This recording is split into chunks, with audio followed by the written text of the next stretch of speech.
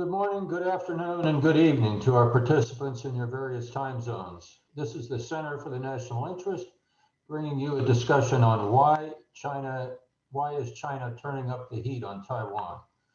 I am Chip Gregson, a senior fellow at the center and your moderator for this session. We will be on the record, and that includes your questions. You will be able to submit questions through the Zoom Q&A function on your screen at any time. The questions will be gently curated by our Chief of Staff, and I will ask our speakers and panelists to provide answers. We have three highly qualified speakers to start and to inform our discussion. Dr. Oriana Skylar Mastro is a Center Fellow at Stanford University's Freeman Spogli Institute for International Studies.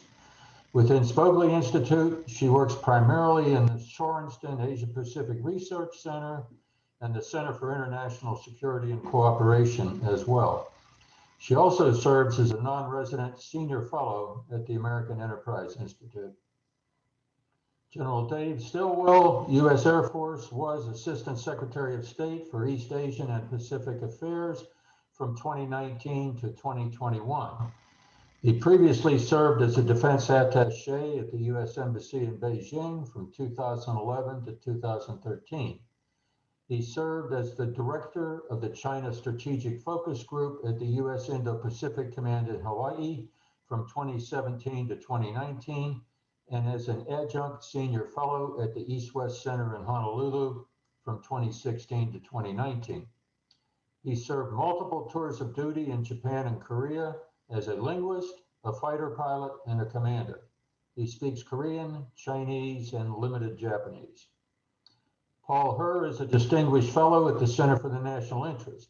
He served for 30 years as an analyst in the U.S. government, having worked as an analytic manager and member of the Central Intelligence Agency's Senior Analytics Service prior to becoming National Intelligence Officer for East Asia, a position he held from 2007 to 2015.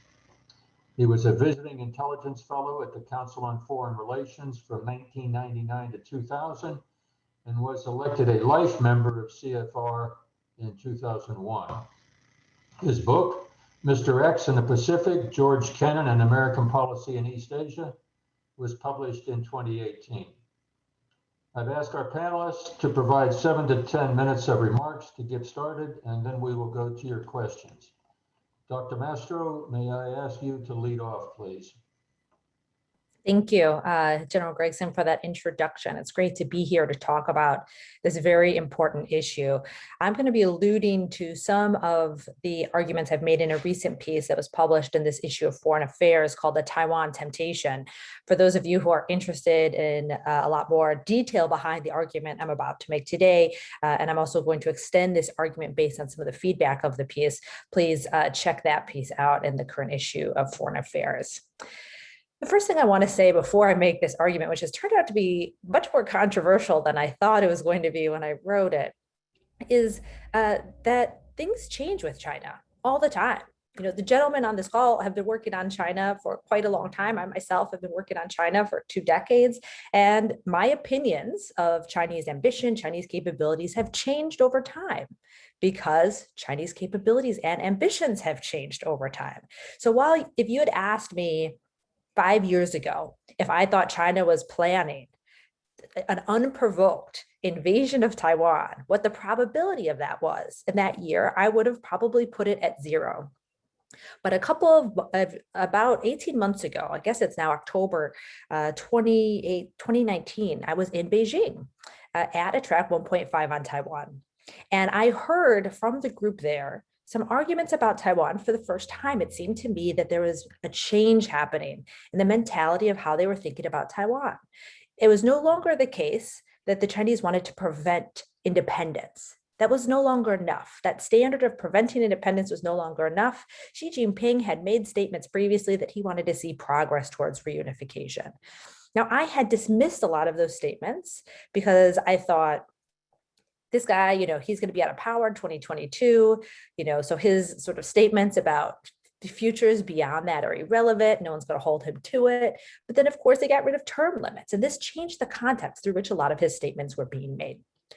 So it seemed to me that, first of all, the rhetoric and the discourse around Taiwan was changing. Today, every week, there are dozens of articles that come out in the Chinese media arguing for armed reunification. What would that look like? How much would it cost? What does the Chinese public think about it? Some of my critics would say, this is all state-controlled media. What Xi Jinping says doesn't matter. And I would sort of say two things. The first is, as an analyst of China and as a Chinese language speaker, I can't think of one situation in which what the Chinese were saying was not indicative of what they plan to do. Everything I've written over the past 20 years, from in 2009, when we had the first incident in the South China Sea, and a lot of people said, this is only one incident. And I was then asked, I was at Indo-Pacific at the time, one of my first jobs as an intern was to go through all the Chinese media coverage, of which they said, this is the first point of a sustained campaign that will last the next couple of decades, through which we are going to gain control over the South China Sea. It was very clearly laid out. And I made this argument then, and it seemed crazy at the time, but the Chinese were telling us something. Xi Jinping, whether it's Made in China 2025, whether it is his statements about having full party control over society, the economy, and then instituting much more strict sort of political thought domestically and stricter controls domestically, he does what he says. And the Chinese media discourse is indicative of the direction of where things are going.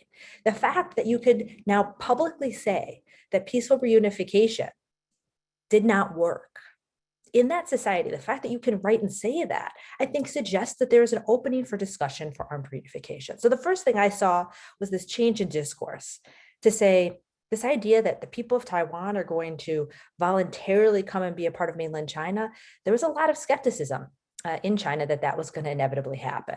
So what's next? Well, the anti-secession law of China of 2005 says if peaceful reunification doesn't work, armed reunification is the answer.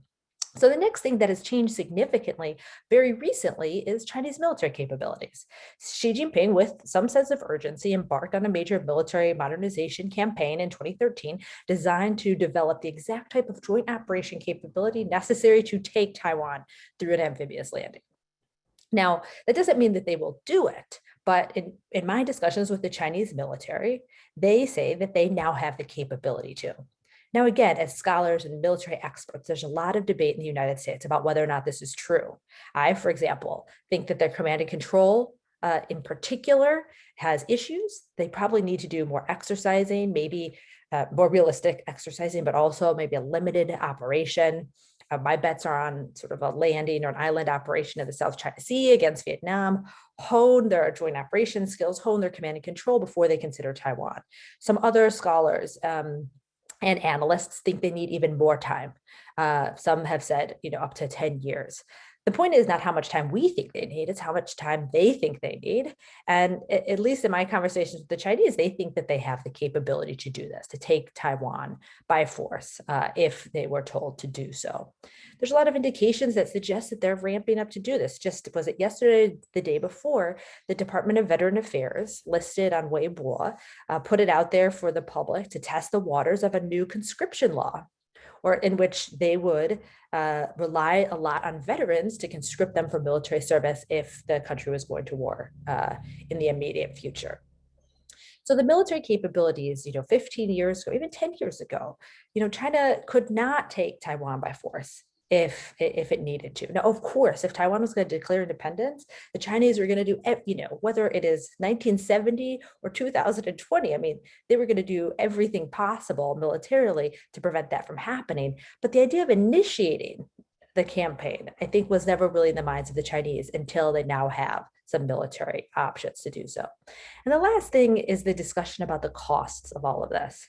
I think we have a lot of mirror imaging when we talk about what the costs would be to the Chinese. They would be international pariahs. They would, all countries would completely cut off their trade with China, maybe, sever all diplomatic ties. If this is true, that cost is too high. I don't think Xi Jinping would threaten rejuvenation for the sake of taking advantage of this initiative of taking Taiwan by force.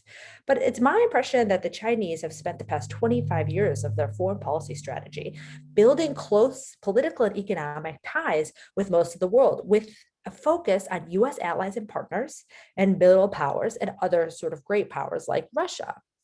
And that in the end, the United States might want to get countries to economically decouple or to cut off their diplomatic relations if China uses force, but that's going to be hard to convince them to do so. And I think if we just look over the past 2 decades of what we're trying to get countries to do in terms of just balancing against China, they're reluctant to even talk to us about Taiwan, let alone exercise with us on Taiwan. So the idea for the economic costs of it, so the idea that they're going to completely decouple from China is crazy. So if this war would be this long, if it's a multi-year, high-intensity conflict, that's not the war China's planning on fighting. They're going to move quickly, take Taiwan quickly, and basically declare it over, hopefully in their mind, before the United States can even respond. And this is sort of the last point that I'll make. The US military is far superior to the Chinese military, but there are situations in which we have that the Chinese military has advantages. And one of those is over Taiwan. The nearest point between the mainland and Taiwan is 80 miles. It is possible that China could launch an amphibious assault against Taiwan, and the United States would not have enough indicators and warnings to get there in time. Now, we could always use force against China in the aftermath, but that becomes very politically difficult, I think, for any president if no shots are being fired to order to restart a war against a peer competitor like China. So there's many different things that I think lay out the situation in which US deterrence against China, conventional deterrence, has weakened, that there's real benefits in the minds of probably Xi Jinping, the Chinese leadership, the Chinese people, to be more proactive on this path to reunification, in their words. And I don't think they're satisfied with the status quo, and I don't think they have the patience to wait decade after decade after decade anymore. This is, Xi Jinping has said they need Taiwan to complete the rejuvenation, and I think he means what he says.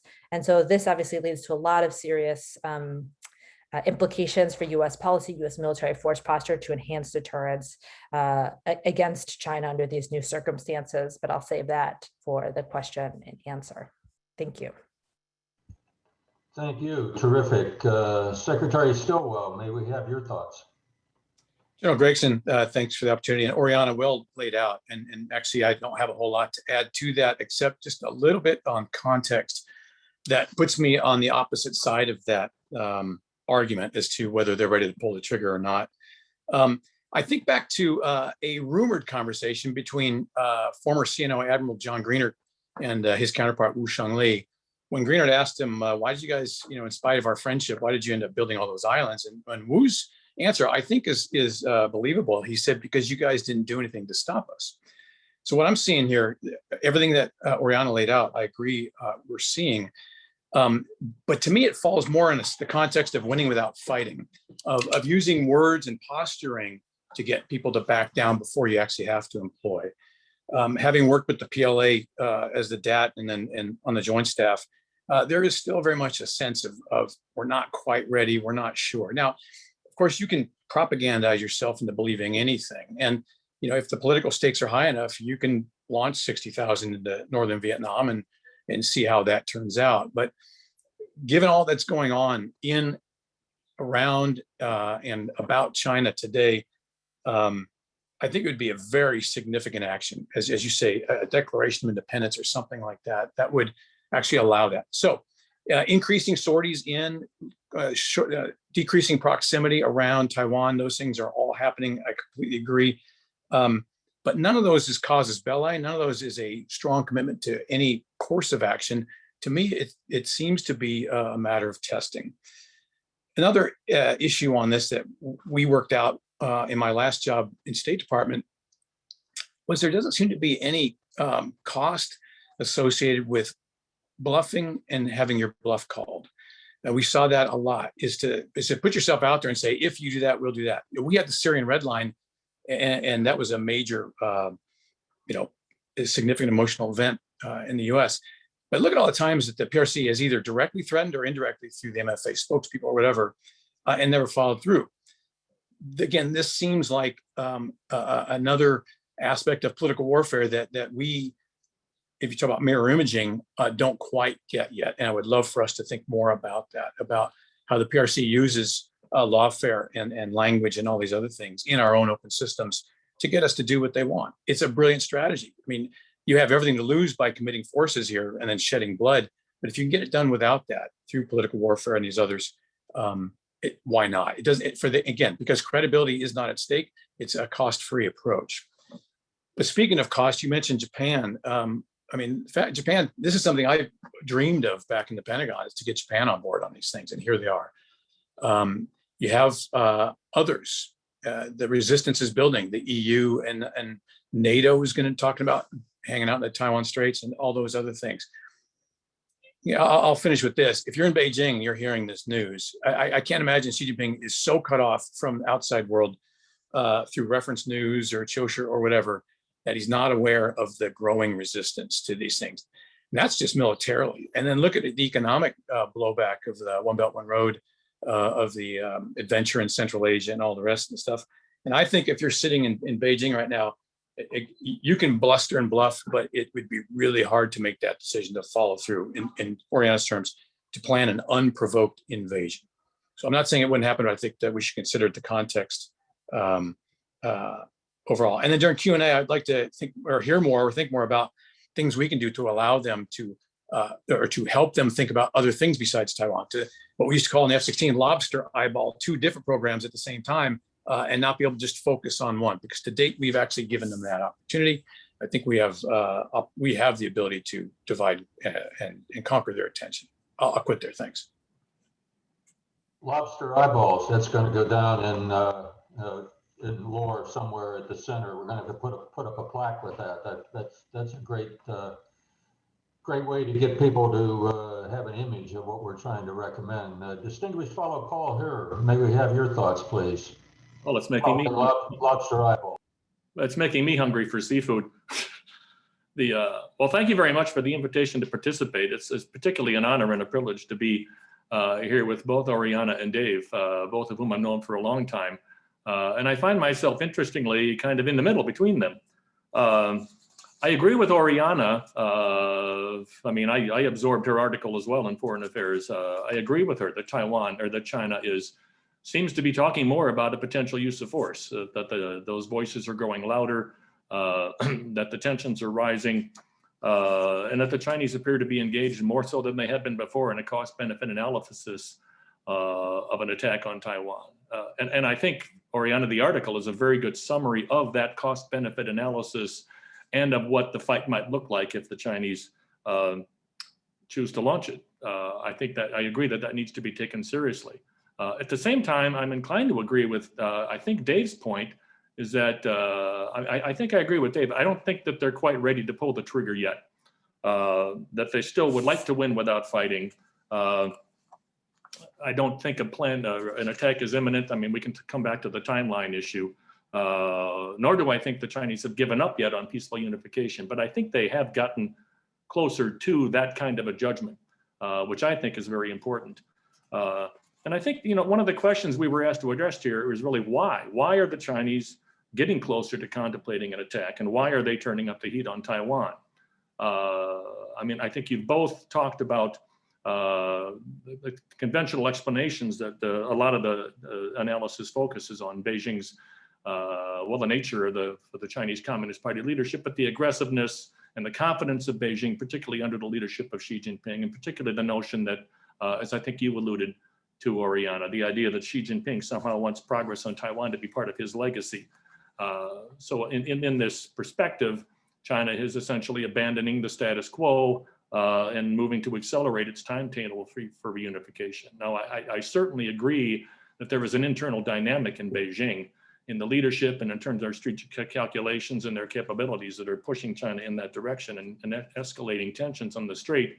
But the point I want to interject and emphasize is I think this view overlooks or doesn't pay sufficient attention to the reactive component of Beijing's behavior. That is the extent to which Beijing is responding, in its view, to actions by Taiwan and Washington, which from the Chinese leadership perspective have themselves changed or are changing the status quo, and doing so in ways that Beijing considers, and again, we've been through this before, violations of earlier commitments.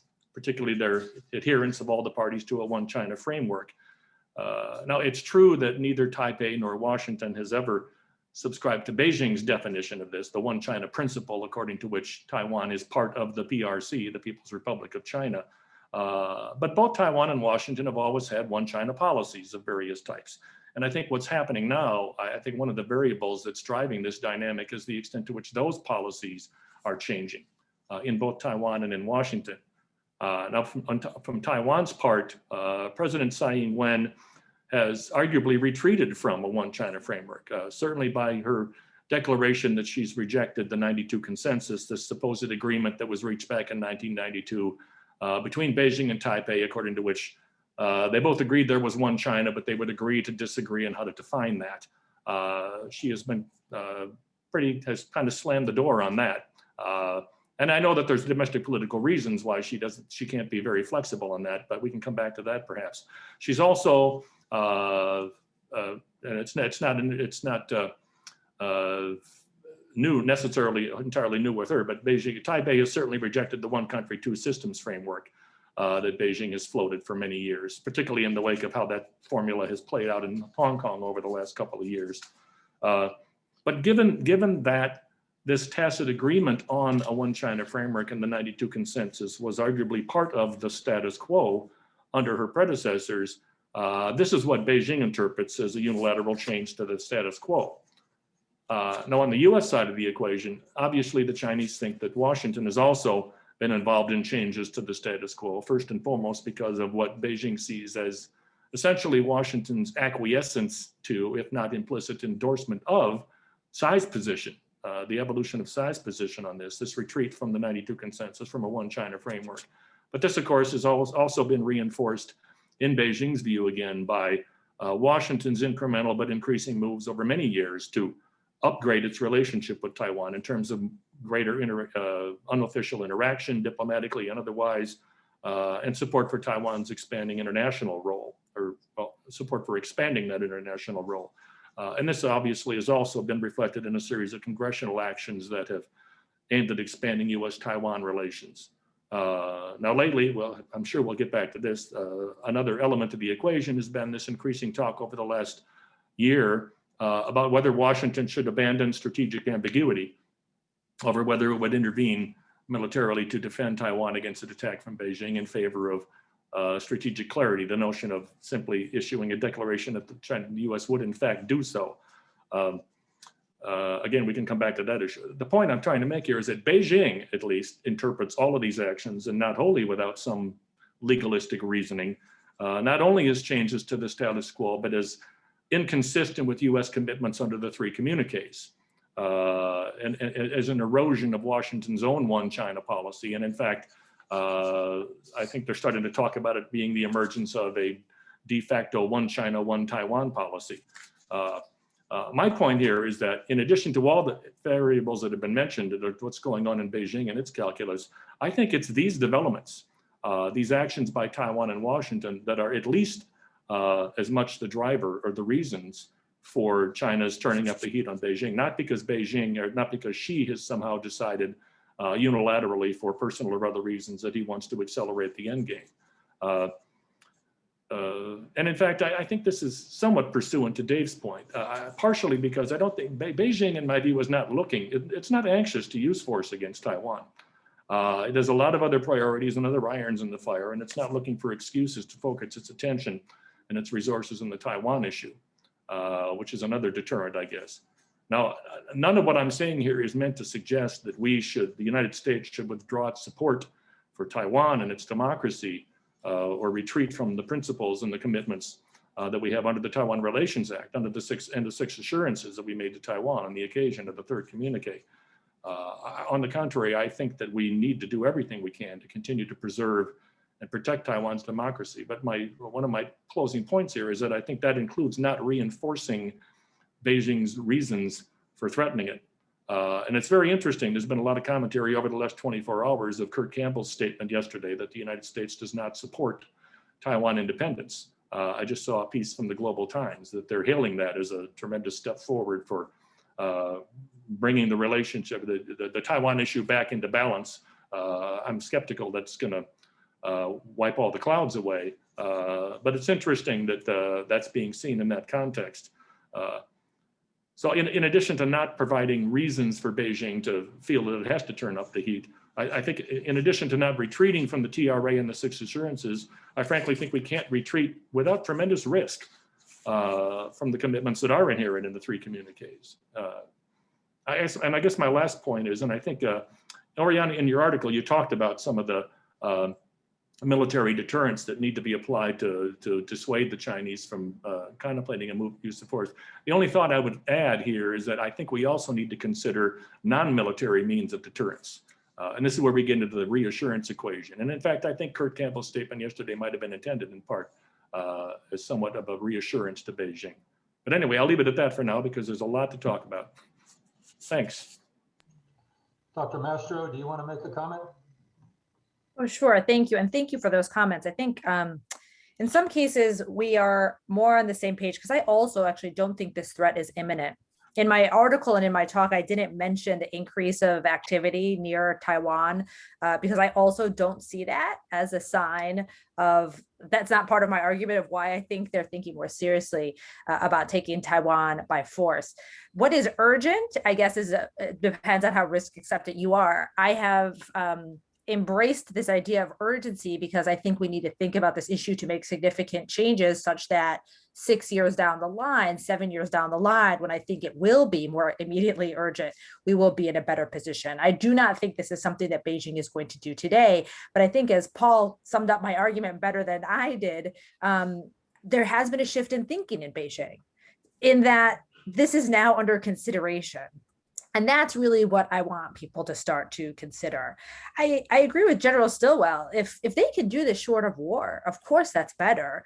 I think we have different assumptions. I don't believe that the people of Taiwan are ever going to be, ever agree to be a part of mainland China without Chinese boots on the ground.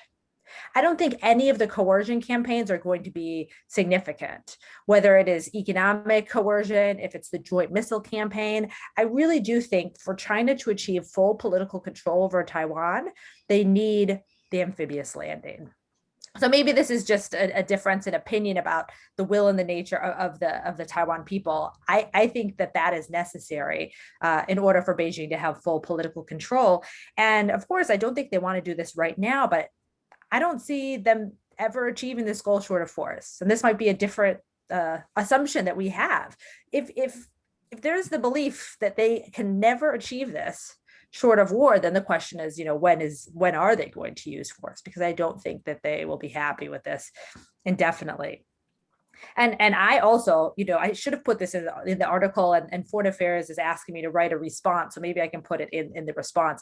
If Japan were on board, at least militarily, our problems are solved, right? If the Japanese were going to actually, fight with the United States in a conflict over a Taiwan, a lot of the problems that we have, geographic problems of projecting power from farther away, are mitigated. The problem is, I guess I don't have the same confidence as General Stilwell of where the Japanese are. It's great that they, added the word Taiwan into a statement they made. I mean, obviously that's progress, but when I talk to people in Japan, they say that they wouldn't even consider a Chinese attack of a US base in Japan an attack on Japan, and that their constitution would still prohibit them from engaging in combat operations, even if China attacked US bases there. So I still think we have a long way to go. And then the last point about, how do they see this blowback? General Stilwell talked about how the international system has responded poorly to China recently. But the question in terms of how that shapes China's behaviors, how do they see that? And I don't think they attach that to their behavior. I think they attach it much more to what Paul was saying, like, this is the United States causing problems. China hasn't done anything wrong. China's policy has been consistent. It's the United States. So I don't think they're going to moderate their behavior in response to this blowback because they don't see themselves as the source.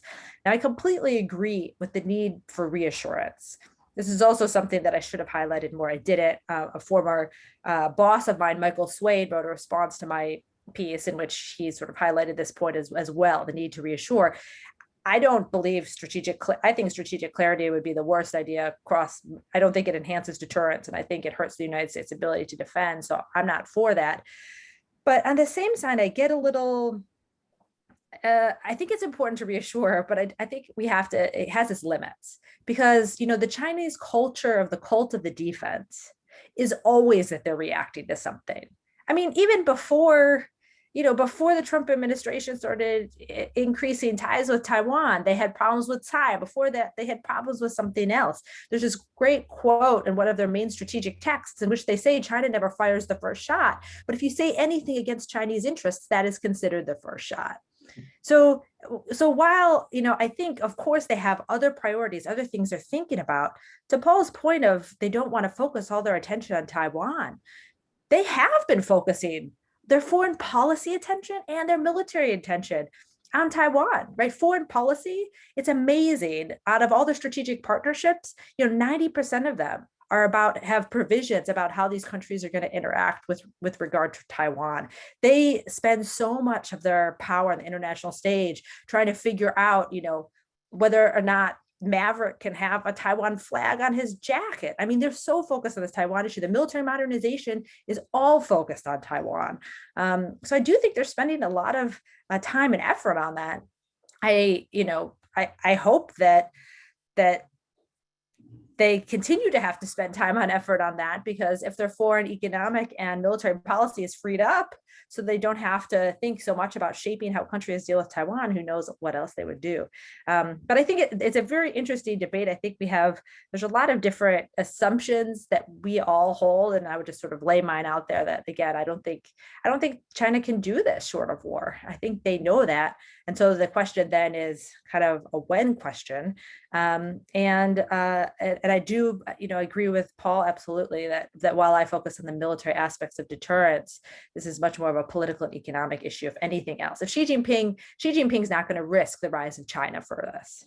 So the question is, does he believe that that's going to be what's at risk? And that's really where our foreign policy has to go, is to have the coalition to show him that the cost would be too high. And I think we're heading in the right direction. The real challenge is, how do you reassure Beijing at the same time that you're trying to build this coalition to, basically undermine their rise if they use force against Taiwan? It's very hard to deter and reassure at the same time. And so I guess I'm lucky I just can sit on the sidelines and advise it and not actually have to do it myself.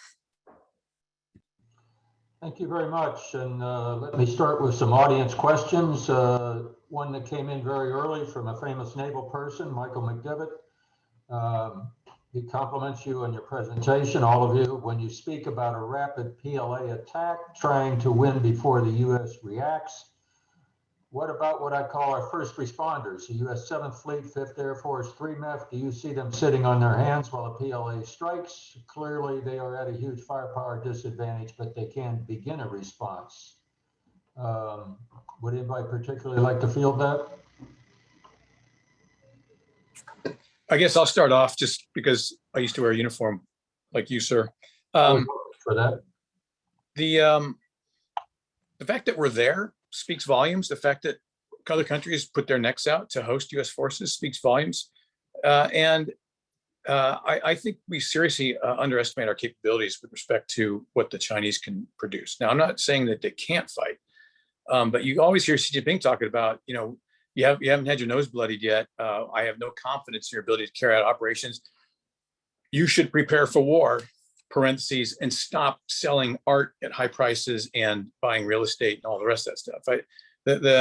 So if they were to pull the lanyards, I think we underestimate our capabilities and we overestimate theirs. Now, this is the wing commander Misawa who had a role in that response, and we were actually very capable of responding. Sustaining, that's another question, but I wouldn't underestimate what forward force projection looks like.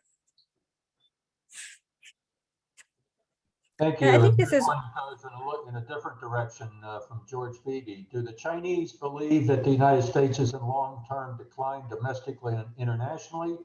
And if so, why would they not wait us out on the Taiwan issue? Wouldn't the correlation of forces shift ever more in their favor over time as the U.S. declines? Question mark.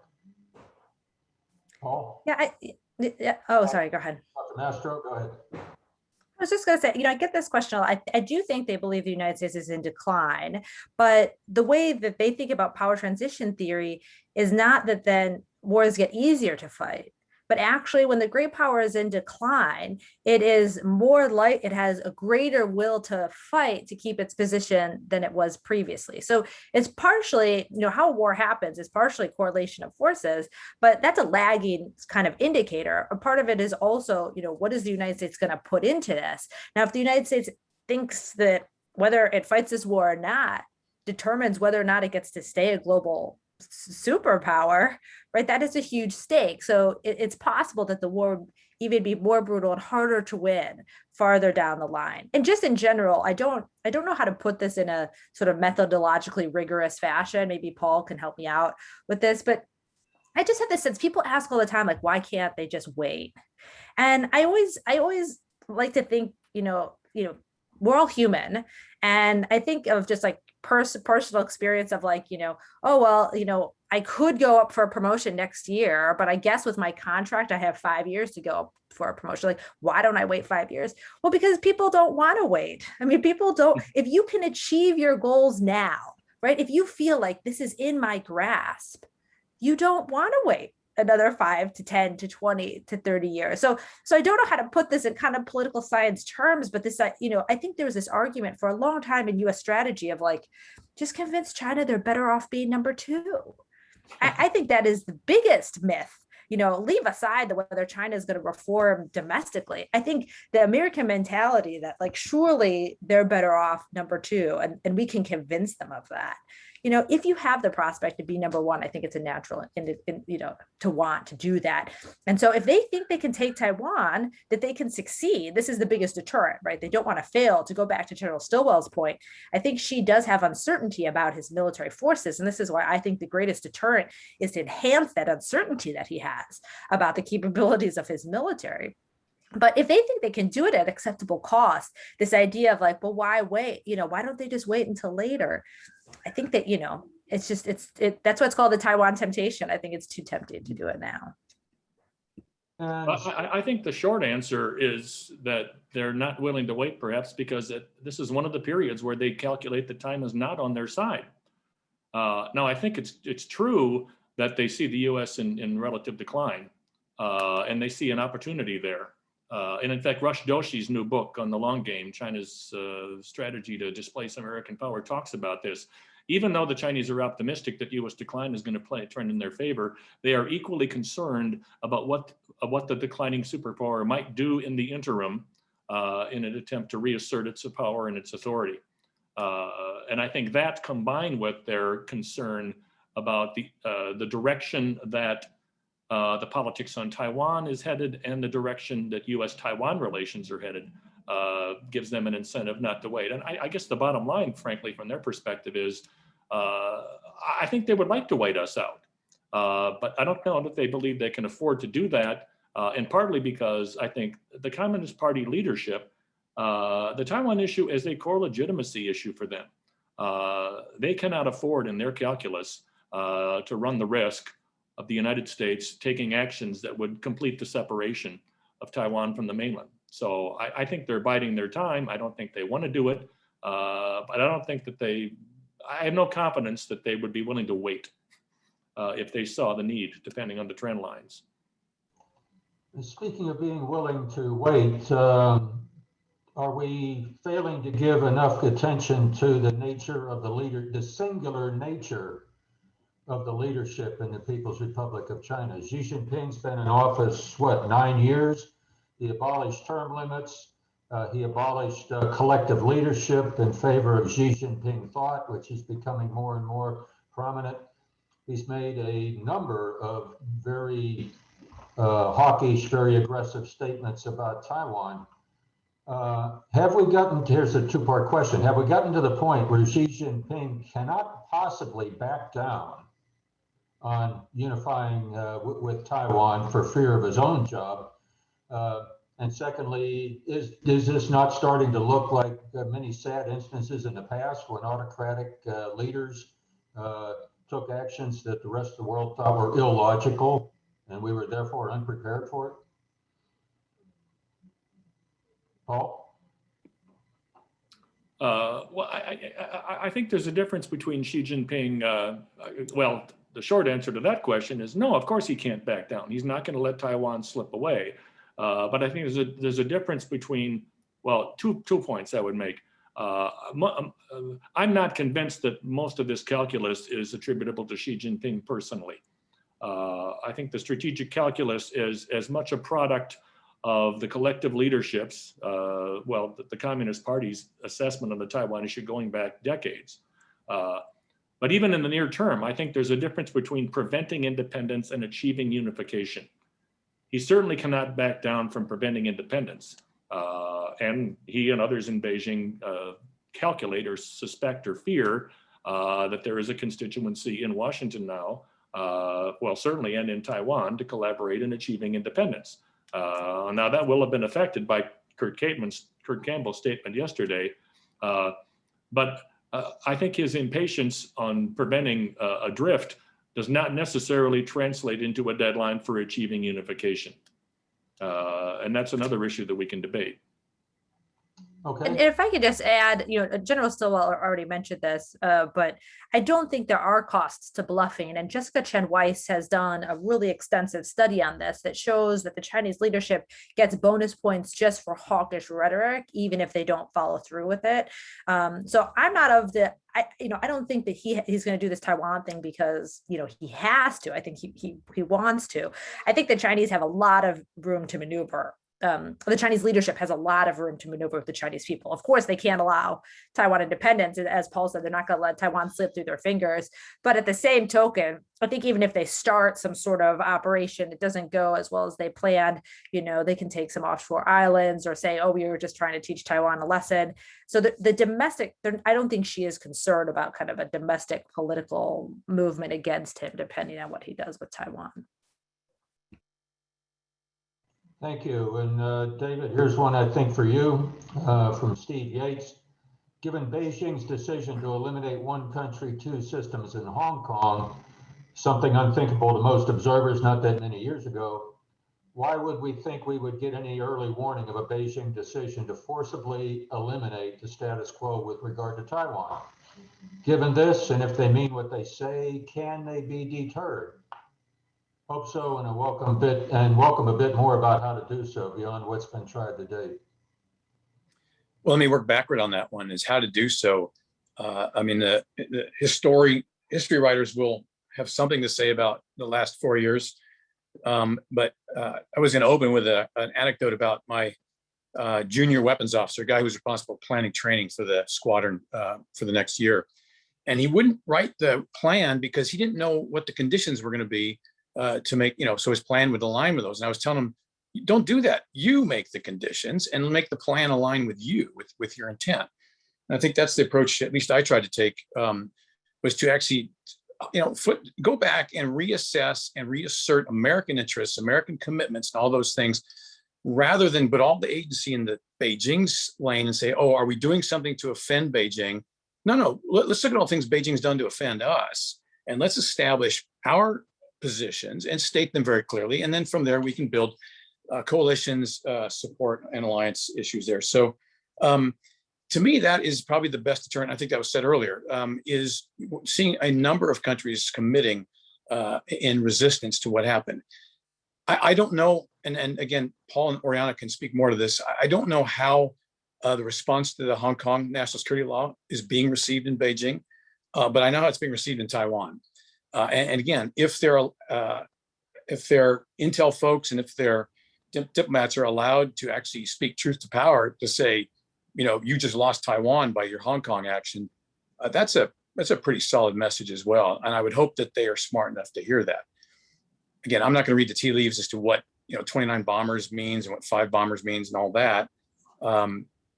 He has to do that. He's got to rattle sabers and all that stuff. But my sense is that what we have done, and if we continue to do it, will serve as an effective deterrent to prevent a miscalculation. If I could add just a couple points there, I think on Steve's question, and it's great to hear from you, Steve. No, I don't think the Chinese are going to give us any early warning. And if they decide to need to do this, it will be very hard to deter them. I think the deterrence has to happen in the interim.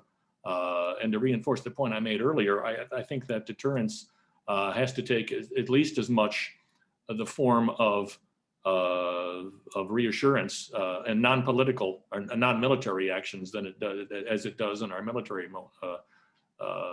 posture. And on Dave's last point, with regard to one country, two systems, I think the Chinese are losing an opportunity miserably. At the very least, they should be trying to convince the people in Taiwan that one country, two systems wouldn't have to take the same form that it did in Hong Kong. I don't think it's going to be credible either way at this point, but I think that was a lost opportunity for Beijing. Thank you. Here's a short one, jump ball for whoever wants to take it. Are there interest groups in China that are most impatient for reunification and which are not?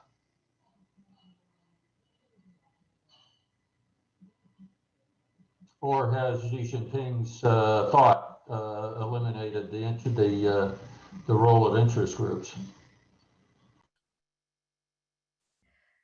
Interest groups, I will just say that the Chinese, so I go back and forth about where the Chinese people are on this, because on one hand, I have heard, I've had a lot of interaction with some of my Chinese colleagues about my article, and they've said, that development and governance is really the focus right now. So the argument is not that this won't happen. They're like, you're right, but you're right in like 5 years from now, not right this moment.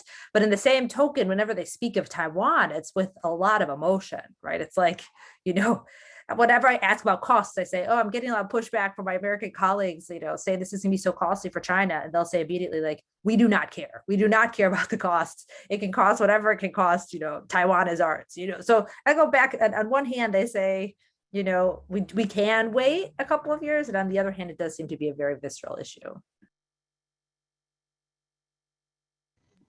I think the two interest groups that come to mind that are most interested in unification are the party hierarchy itself, because it's so central to their legitimacy and identity, and the PLA for operational reasons. And both Dave and Oriana could speak to that. But I think impatience it inserts another element of the equation. I don't think that they're necessarily impatient when they believe time is on their side. And we've gone back and forth over the last 40 years on their calculus in that regard. Unfortunately, because of the other reasons we mentioned earlier, they currently do not calculate that time is on their side. I agree with Oriana that the general public in China may be ambivalent about it. But they become impatient when the leadership tells them, we need to do something with Taiwan because foreign powers are trying to deny it to you. Otherwise, they wouldn't be necessarily interested. Thank you. Well stated. There's a question I think that goes first to General Stilwell. Previous Taiwan Strait crises have elicited clear shows of military force by the United States designed to convince China to back down. Should another cross-strait crisis break out, is there the political will for America to respond similarly again? Do the American people care enough about the Taiwan issue to support a potential conflict with China to defend it?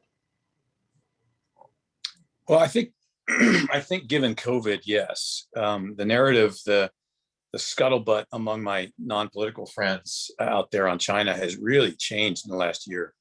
And so people do understand what a regime that looks similar to other totalitarian regimes looks like, and what that impact is against what we consider a better form of governance and leadership in terms of democracy.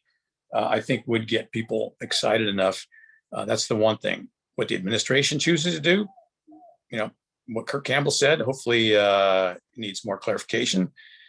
But we've got three branches of government. I'll tell you, there's one branch that it will not sit still for that. The best thing about that job was that I never got into a beef with either side of the aisle with the Congress. The hardest question they ever asked me was, how soon can you start? So I think the Congress will be a powerful force to ensure that our credibility and our support of democracies in all forms continues. Thank you. And here's another one on trying to analyze the Chinese leadership.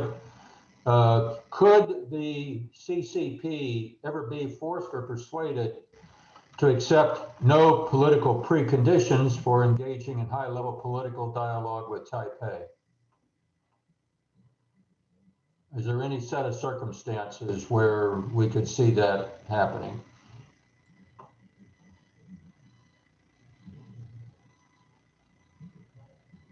So I would just say, so I wrote a whole book about negotiations and political conditions, came out in 2019, called The Costs of Conversation, Obstacles to Peace Talks in Wartime. It was primarily about the difficulty in getting sides to talk during wars, and in particular, why you would refuse to talk.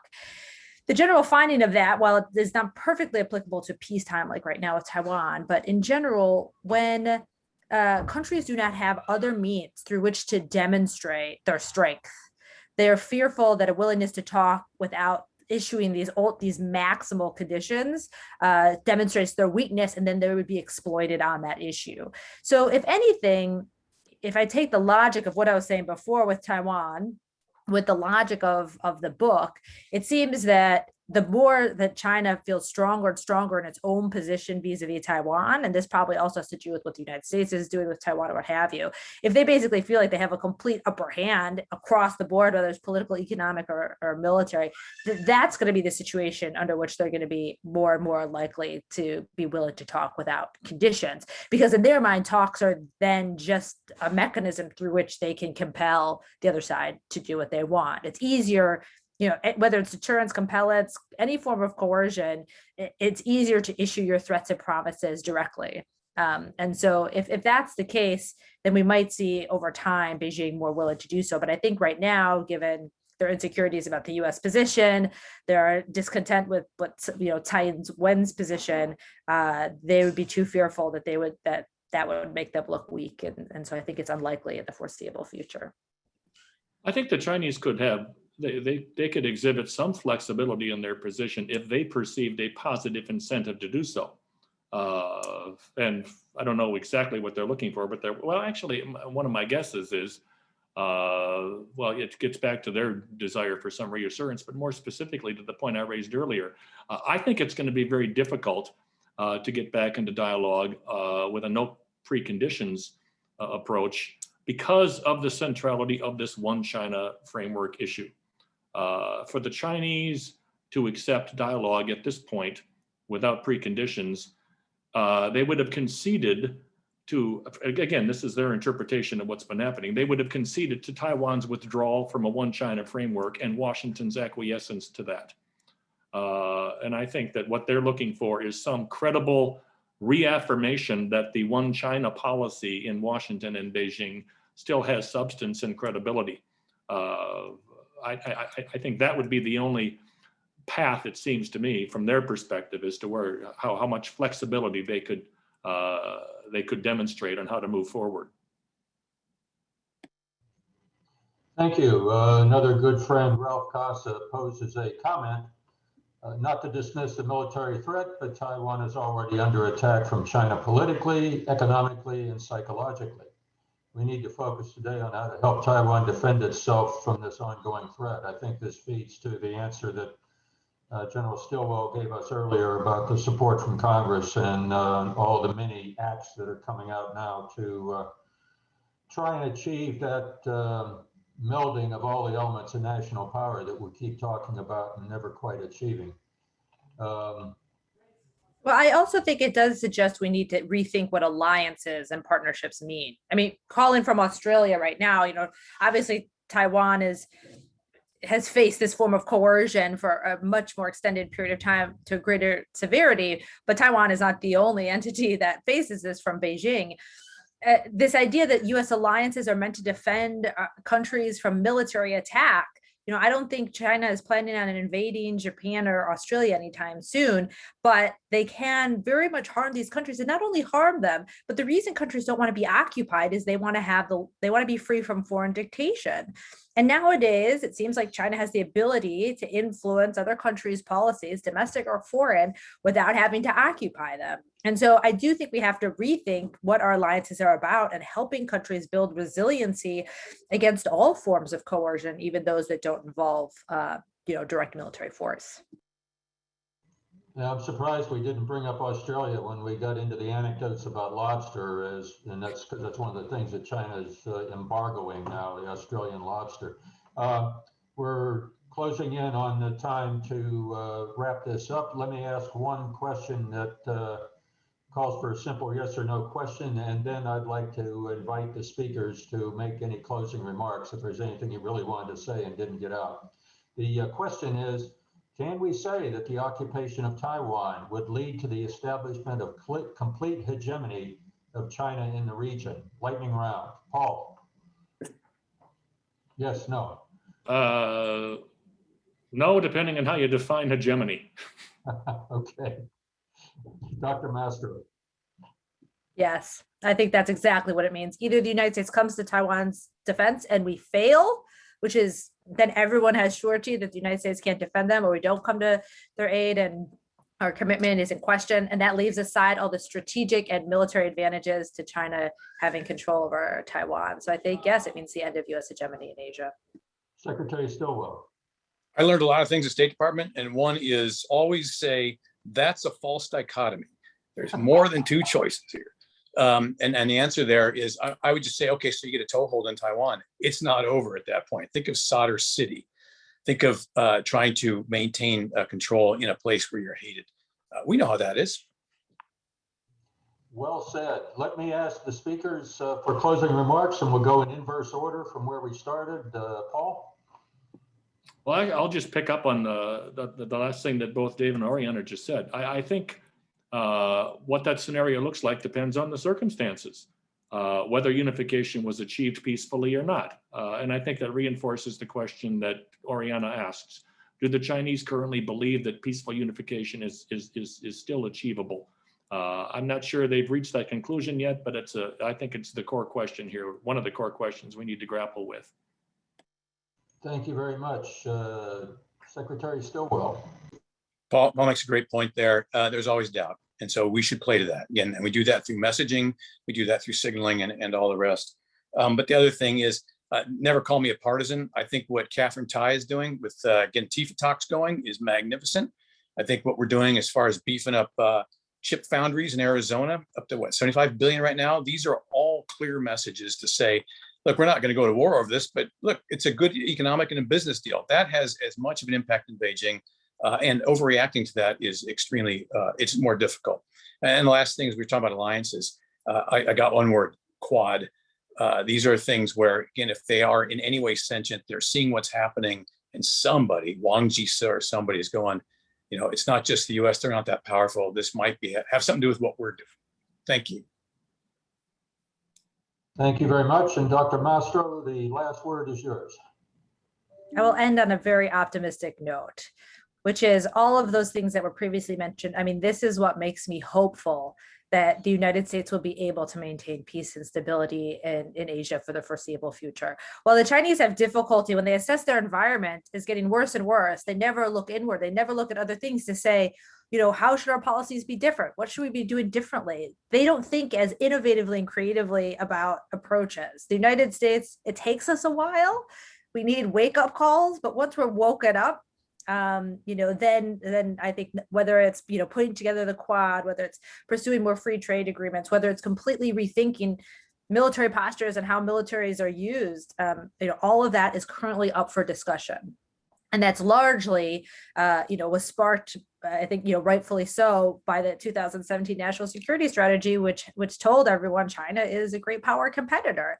You know, I harbor no hard feelings towards China. I love spending time in Beijing. I, you know, love having these sort of discussions and debates with my Chinese friends, but we have different visions of the world. We have conflicting interests.